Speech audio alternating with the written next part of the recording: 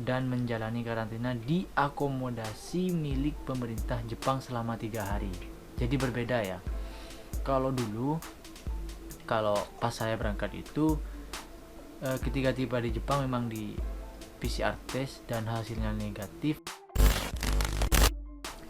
Assalamualaikum warahmatullahi wabarakatuh. Selamat malam teman-teman, konbanwa. Masih bersama saya di sini Muayan. Kabar baik di sini, semoga di situ kabar baik juga ya.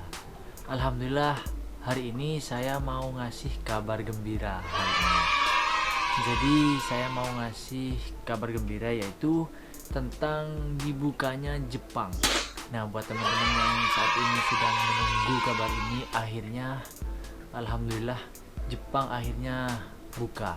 Tentunya kabar gembira seperti ini sangat lama sekali ditunggu-tunggu oleh teman-teman, dan akhirnya Perdana Menteri Jepang mengumumkan bahwa Jepang telah dibuka mulai Maret tahun ini. Nah, khususnya bagi teman-teman yang pemegang COE, yang sudah punya COE, itu segera diurus untuk pengajuan visanya dan semoga bisa segera masuk ke Jepang mulai dari 1 Maret nanti. Ya, kalau teman-teman udah pegang COE, sebaiknya segera didiskusikan kepada pihak penanggung jawab yang di Indonesia, misalnya LPK atau yang SO dan lain sebagainya, apa saja persyaratan untuk bisa mengajukan visa. Tentunya pengajuan visa di kondisi seperti ini, kondisi pandemi ini, berbeda daripada di tahun-tahun sebelumnya. Silahkan cari informasi apa saja persyaratan untuk bisa mengajukan visa. Karena di imigrasi itu tentunya peraturannya berbeda. Menurut pengalaman saya pribadi ketika mau berangkat ke Jepang itu, karena juga saya korban dari menunggu lama ini, seperti saat ini kondisi pandemi ini, jadi saya itu berangkatnya di kondisi pandemi di tahun 2020. Jadi tentunya persyaratannya itu berbeda daripada tahun-tahun sebelumnya, tahun-tahun yang sebelum ada pandemi lah. Kalau tahun-tahun sebelumnya, sebelum ada pandemi itu, kita bisa mengajukan visa hanya dengan 2 persyaratan itu, COE dan paspor. Nah, kalau yang saat ini ada tambahan teman-teman, yaitu namanya di sini Certificate Approved. Kalau nggak keliru ya, namanya Certificate Approved. Nah, kalau keliru silakan teman-teman diralat ya saya. Nah, Certificate Approved ini sama kayak saya dulu waktu mengajukan visa, namanya Resident Track. Nah, fungsinya sih hampir sama, dan mungkin bukan hampir tapi sama, karena Certificate Approved ini sangat baru ya, dan asing juga bagi saya. Dan intinya Certificate Approved ini sebagai bukti bahwa ada yang menjamin di Jepang kalau terjadi apa-apa dan karantinanya dan lain sebagainya gitu. Dan Certificate Approved ini yang mengurus itu yang menjamin kita kan, yang bertanggung jawab atas kita ketika masuk ke Jepang. Jadi saran saya, silahkan diurus kepada LPK, kepada pihak-pihak yang bersangkutan, supaya dipastikan lagi Certificate Approved-nya ini dari pihak Jepangnya yang bertanggung jawab atas kita itu udah diurus apa belum gitu. Jadi setelah benar-benar sudah pasti, baru kita bisa pengajuan visa. Nah, karena pengajuan visa itu per hari itu ada batas maksimalnya, jadi siapa cepat dia yang dapat. Nah, kalau sudah persyaratannya lengkap, itu biasanya di imigrasi itu tidak langsung bisa mengajukan.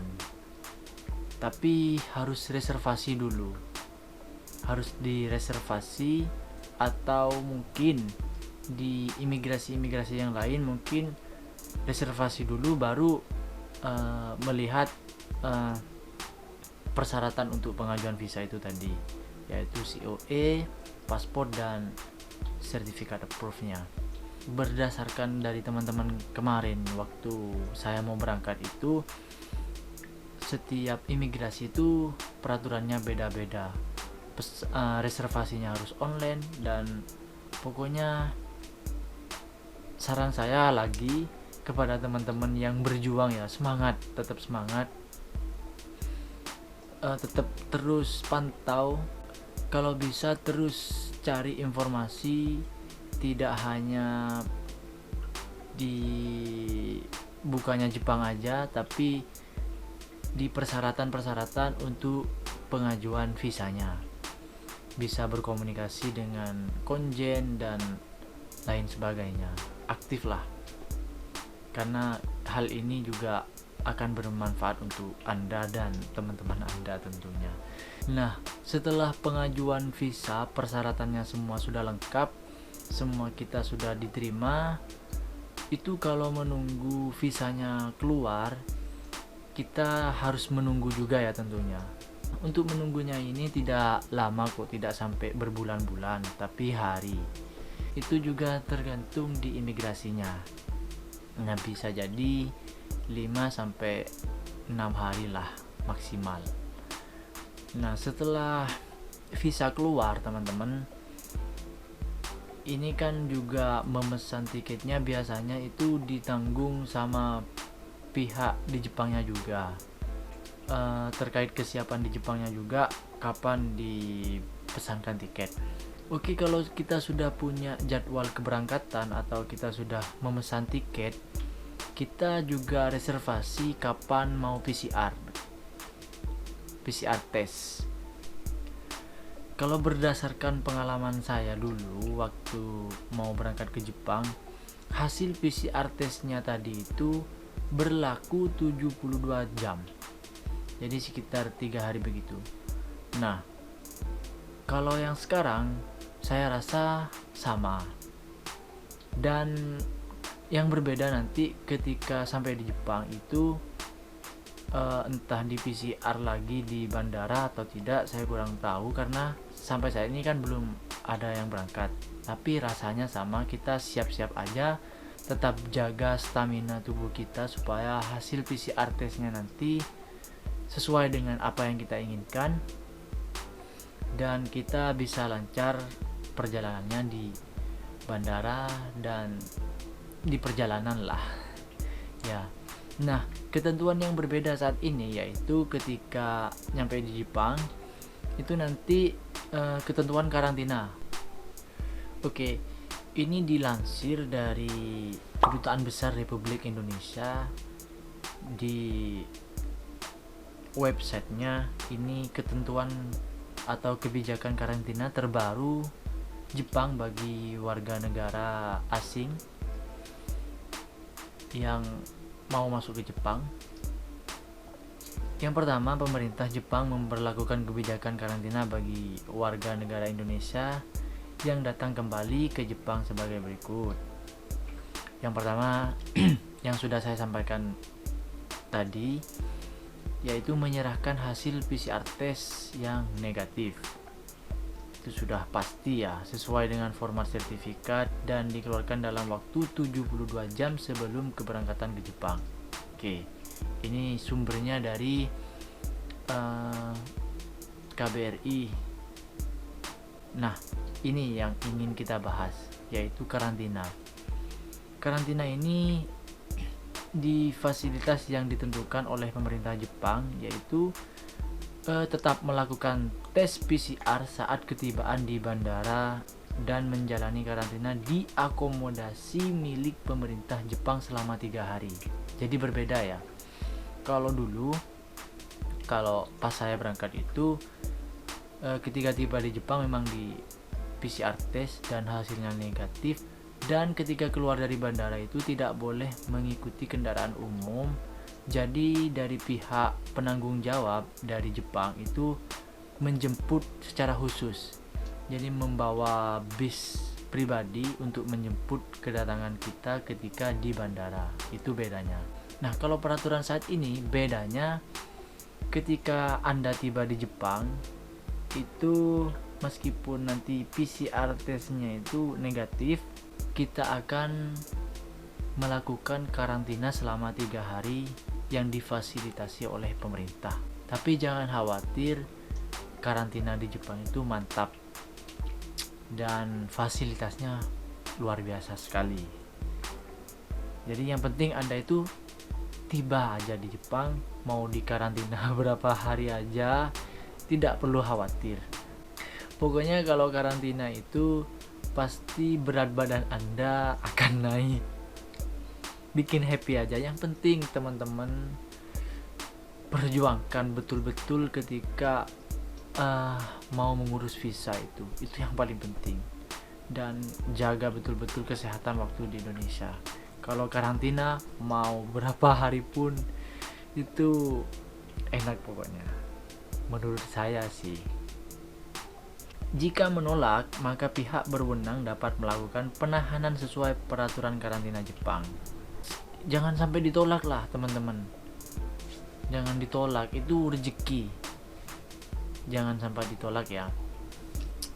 Nah, berdasarkan pengalaman saya juga dan teman-teman, waktu itu ada teman saya yang positif ketika di bandara di Jepang.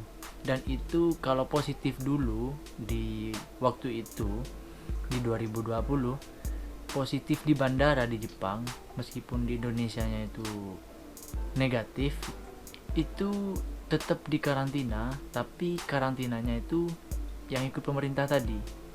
Kalau yang negatif itu kita dikarantina oleh pihak yang berwajib, pihak yang bertanggung jawab sama kita. Nah, kalau yang positif itu karantinanya selama 1 minggu itu ikut karantina pemerintah. Jadi jangan sampai ditolak, ikuti aja deh peraturan kalau sudah ada di Jepang. Pada hari ketiga berada dalam akomodasi karantina akan dilakukan tes PCR.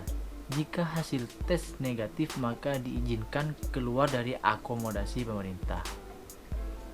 Setelah itu menjalani sisa hari karantina berada di rumah masing-masing atau akomodasi mandiri sampai hari ke-14 sejak ketibaan di Jepang. Ya, diserahkanlah intinya ke pihak yang bertanggung jawab atas kita.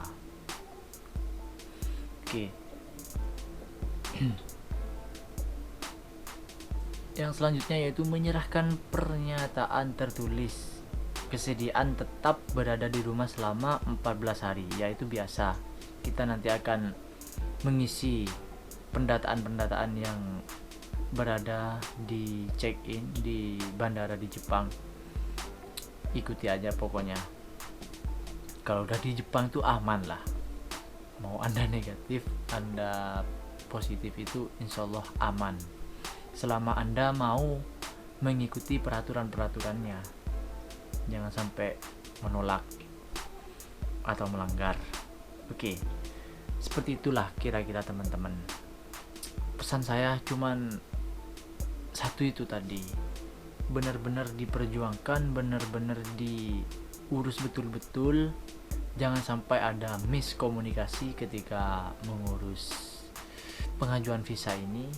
Persyaratannya dilengkapi betul-betul, terus koordinasi antara Jepang dan Indonesia. Semangat terus teman-teman. Cukup sekian dari saya. Semoga kita bisa bertemu di Jepang. Dan video ini saya akhiri. Selamat atas dibukanya Jepang. Semoga tidak akan ditutup lagi dan semuanya semoga tetap lancar ke depannya.